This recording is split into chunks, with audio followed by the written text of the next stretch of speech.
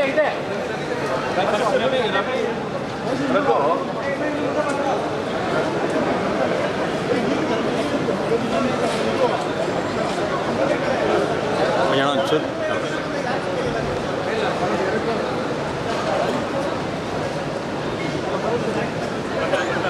ಅಣ್ಣ ಸ್ವಲ್ಪ ಹಿಂದೆ ಬನ್ನಿ ಅಣ್ಣ, ದಯವಿಟ್ಟು ಎಲ್ಲ ಬರ್ತಾರೆ.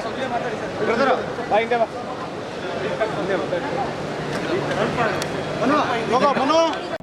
ಈಗ ರವಿಯವರು ಹೇಳ್ದಂಗೆ, ಕಾನ್ಸುಲೇಟ್ ಅವ್ರು ಹೇಳ್ದಂಗೆ, ಅದು ನಾವು ಇಲ್ಲಿ 13ನೇ ತಾರೀಕು ಬೆಳಗ್ಗೆ ನಾವು ಇಸ್ರೇಲಿಂದ ಫ್ಲೈಟ್ ಹತ್ತಬೇಕಾಗಿತ್ತು. ಆದರೆ 12ನೇ ತಾರೀಕು ರಾತ್ರಿಯೇ ಇದು ಒಂದು ಯುದ್ಧ ಘೋಷಣೆಯಾಗಿ ಎಮರ್ಜೆನ್ಸಿ ಡಿಕ್ಲೇರ್ ಆದ್ರಿಂದ ನಾವಲ್ಲಿ ಸಿಕ್ಕಾಕೊಂಡ್ವಿ. ಆತಂಕ ಇತ್ತು, ಮಿಸೈಲ್ಸ್ ಫೈರ್ ಆಗ್ತಾಯಿದ್ದು, ಸೈರನ್ ಬರ್ತಿತ್ತು, ಸೌಂಡ್ ಬರ್ತಿತ್ತು, ಮಿಸೈಲ್ಸ್ಗಳು ಕಾಣಿಸ್ತಿದ್ದು ನಮಗೂ. ಆದರೆ ನಮಗೆ ಅಲ್ಲಿ ಸೇಫ್ಟಿ ಇತ್ತು. ನಾವಿದ್ದಿದ್ದು ಐಷಾರಾಮಿ ಹೋಟ್ಲಲ್ಲಿ, ನಮಗೆ ಒಳ್ಳೆ ಅವಕಾಶ ಕೊಟ್ಟಿದ್ರು, ಒಳ್ಳೆ ಸ್ಟೇಯಿಂಗ್ ಕೊಟ್ಟಿದ್ರು. ಅದರ ಕೆಳಗಡೆ ಬಂಕರ್ ಇರ್ತಿತ್ತು. ನಾವೆಲ್ಲ ಬಂಕರ್ಗೆ ಹೋಗಿ ಸೇರ್ಕೋಬೇಕಾಗಿತ್ತು. ಸೈರನ್ ನಿಂತ ಮೇಲೆ ಒಂದು ಅರ್ಧ ಗಂಟೆ ಆದ ಮೇಲೆ ಬರಬೇಕು. ದಿನಕ್ಕೆ 5-6 ಬಾರಿ ಈ ಥರ ಆಗ್ತಾನೆ ಇತ್ತು. ಒಂದು 5 ದಿನ ಈ ಥರ ನಾವು ನೋಡಿದ್ವಿ. ಆದರೆ ನಮಗೆ ಸೇಫ್ಟಿ ಅಂತೂ ಏನು ಕೊರತೆ ಇರಲಿಲ್ಲ.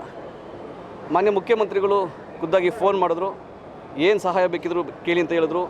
ಇಲ್ಲಿನ ಚೀಫ್ ಸೆಕ್ರೆಟರಿ ಎಕ್ಸ್ಟರ್ನಲ್ ಅಫೇರ್ಸ್ ಮಿನಿಸ್ಟ್ರಿಗೆ ಬರೆದು ಅಲ್ಲಿಂದ ಇಂಡಿಯನ್ ಎಂಬೆಸಿ, ಇಸ್ರೇಲ್ ಕಾನ್ಸುಲೇಟು ಮತ್ತು ಬಿಪ್ಯಾಕ್ ಸಂಸ್ಥೆ, ರಘು ಅಂತ ಇಲ್ಲಿದ್ದಾರೆ ಬಿಪ್ಯಾಕ್ ಸಂಸ್ಥೆಯವರು, ಇವರು ಭಾಳ ಕೋಆರ್ಡಿನೇಟ್ ಮಾಡಿ ಸತತವಾಗಿ ಪ್ರಯತ್ನ ಮಾಡಿ ನಾವು ಅಂದ್ಕೊಂಡ್ವಿ 20 ದಿನ ತಗಲ. ಈಗ ಯುದ್ಧ ನಿಲ್ಲಲ್ಲ ಅಲ್ಲಿ, ತುರ್ತು ಪರಿಸ್ಥಿತಿಯಿಂದ ವಾಪಸ್ ತೊಗೊಳ್ಳಲ್ಲ ಅವರು, ವಿಮಾನ ಹಾರಾಟ ಆಗಲ್ಲ, ಹೇಗೆ ಹೋಗೋದು ವಾಪಸ್ಸು? ಸೊ ಆಮೇಲೆ ಅವ್ರು ಪ್ಲ್ಯಾನ್ ಮಾಡಿ ನಮಗೆ ರಸ್ತೆ ಮುಖಾಂತರ 12 ಗಂಟೆಗಳ ಟ್ರಾವೆಲ್ ಮಾಡಿಸಿ ಜೋರ್ಡನ್ ಕರ್ಕೊಂಡು ಬಂದರು. ಜೋರ್ಡನಲ್ಲಿ ಅಮಾನ್ ಏರ್ಪೋರ್ಟಲ್ಲಿ ನಮಗೆ ಒಂದು ನೈಟ್ ಅಲ್ಲಿ ಸ್ಟೇ ಆದ್ವಿ ನಾವು. ನಿನ್ನೆ ಬೆಳಗ್ಗೆ ಅಲ್ಲಿಂದ ಕುವೈತ್ಗೆ ಒಂದು ಫ್ಲೈಟ್ ಮಾಡಿ, ಕುವೈತಲ್ಲಿ ತಿರ್ಗಾ ಅಲ್ಲಿ ಇಳಿದು ಬೇರೆ ಫ್ಲೈಟ್ ತೊಗೊಂಡು ಮುಂಬೈಗೆ ಬಂದು, ಮುಂಬೈಯಿಂದ ಇಲ್ಲಿಗೆ ಬಂದಿದ್ದೀವಿ, ಸುರಕ್ಷಿತವಾಗಿ ಬಂದಿದ್ದೀವಿ. ಸೊ ಎಸ್ಪೆಷಲಿ ಆಮೇಲೆ ಗೃಹ ಸಚಿವರು ನಿರಂತರವಾಗಿ ನನ್ನ ಕಾಂಟ್ಯಾಕ್ಟಲ್ಲಿದ್ದರು. ದಿನ ಫೋನ್ ಮಾಡ್ತಾಯಿದ್ರು, ಮೆಸೇಜ್ ಮಾಡ್ತಾಯಿದ್ರು, ಏನಾರು ಅಪ್ಡೇಟ್ ಬೇಗ ಕೇಳುವಂತ ಇದ್ರು.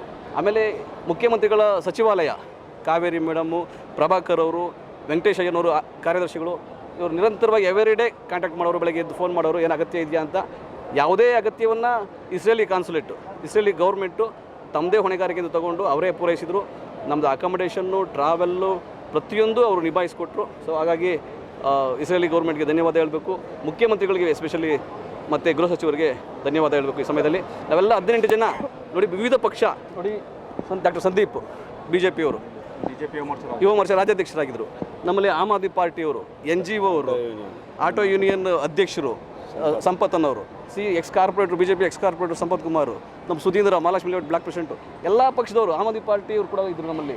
ಸೊ ಎಲ್ಲ ಪಕ್ಷದವರು ಒಂದು ಎಜುಕೇಷನ್ ಟೂರ್ ಅಂತ ಮಾಡಿದ್ವಿ. ತುಂಬ ಚೆನ್ನಾಗಿತ್ತಲ್ಲಿ ಫಸ್ಟ್ 5 ಡೇಸ್. ಆಮೇಲೆ 5 ದಿನ ಭಾಳ ಆತಂಕ, ಭಯ. ಅದು ನಾವು ತೋರಿಸ್ಕೊಳ್ಳೋಂಗಿಲ್ಲ ಇಲ್ಲಿ. ನಾನು ಮಾಧ್ಯಮ ಮುಂದೆ ಬಂದು ನನಗೆ ಆತಂಕ ಆಗ್ತದೆ, ಭಯ ಆಗ್ತದೆ, ಇಲ್ಲೆಲ್ಲ ಪ್ಯಾನಿಕ್ ಆಗ್ತಾರೆ. ಸೊ ಸರ್ಕಾರದ ಮೇಲೆ ಒತ್ತಡ ಬೀಳುತ್ತೆ, ಇಲ್ಲ ಮನೆಯವರು ತುಂಬ ಗೋಳಾಡ್ತಾರೆ. ಸೊ ಹಂಗೆ ಆಗೋದು ಬೇಡ ಅಂತೇಳಿ, ಬಟ್ ಆದರೂ ಒಂದು ಸುರಕ್ಷತೆ ಇತ್ತಲ್ಲಿ, ಸುರಕ್ಷತೆ ಕೊಟ್ಟಿದ್ದರು. ಸೊ ಇವತ್ತೆಲ್ಲ ಇಲ್ಲಿ ಬಂದಿದ್ದೀವಿ. Thank you. ತಾವೆಲ್ಲ ಕೂಡ ಬಿತ್ತರಿಸಿದ್ರಿ. ತಮ್ಮದು ಕೂಡ ಮಾಧ್ಯಮದಿಂದ ಸರ್ಕಾರಗಳಿಗೆ ಜಾಸ್ತಿ ಸ್ವಲ್ಪ ಒತ್ತಡವೂ ಬಂದಿದೆ. ಖಂಡಿತವಾಗಿ ಅವರು ಕೂಡ ಅದನ್ನು ಬೇಗ ನಿಭಾಯಿಸಲಿಕ್ಕೆ ಏನು ಮಾಡಿದರು ಕೆಲಸ.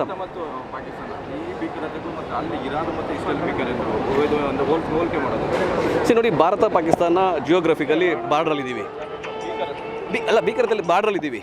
ಇಲ್ಲಿ ಇದು ಕಾನ್ಫ್ಲಿಕ್ಟು 70 ವರ್ಷದಿಂದ ನಡೀತಾನೆ ಇದೆ. ಇರಾನು ಮತ್ತು ಇಸ್ರೇಲ್ದು ಪಕ್ಕ ದೇಶಗಳಲ್ಲ ಅವು. ಆ ದೇಶದ ಮಧ್ಯೆ ಒಂದು ದೇಶ ಇದೆ.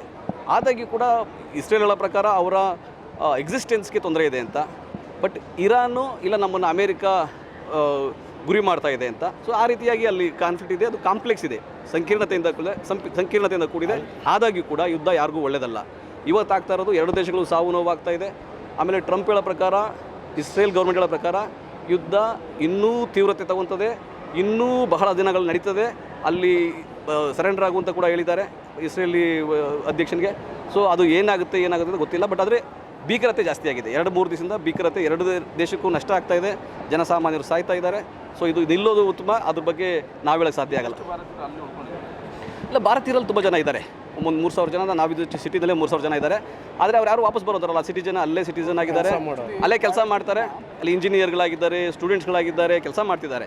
ಬಟ್ ನಾವು ವಾಪಸ್ ಬರಬೇಕಾಗಿದ್ದವ್ರು ನಾವು 13ನೇ ತಾರೀಕು. ಸೊ ನಮಗೆ ಅದು ಆತಂಕ ಅಂತಿತ್ತು. ಅವರು ಇದೇ ಆತಂಕ ಇರುತ್ತೆ ಅವ್ರಿಗೆ, ಅಲ್ಲಿ ಸಿಕ್ಮಣಿ ಬೀಳುತ್ತೆ, ಬಂಕರ್ಗೆ ಹೋಗ್ತಾರೆ, ಸೇಫ್ಟಿ ತೊಗೊತಾರೆ, ಅದೆಲ್ಲ ನಿಂತ ಮೇಲೆ ಮತ್ತೆ ವಾಪಸ್ ಬರ್ತಾರೆ. ಈಗ ತುರ್ತು ಪರಿಸ್ಥಿತಿ ಇರೋದ್ರಿಂದ ಅಲ್ಲಿ ಏನು ವಾಹನ ಚಾಲನೆ ಇಲ್ಲ, ಜನಗಳೇನು ಕೆಲಸ ಮಾಡೋಕೆ ಆಚೆಗೆ ಹೋಗ್ತಾ ಇಲ್ಲ, ವಿಮಾನ ಹಾರಾಟ ಇಲ್ಲ.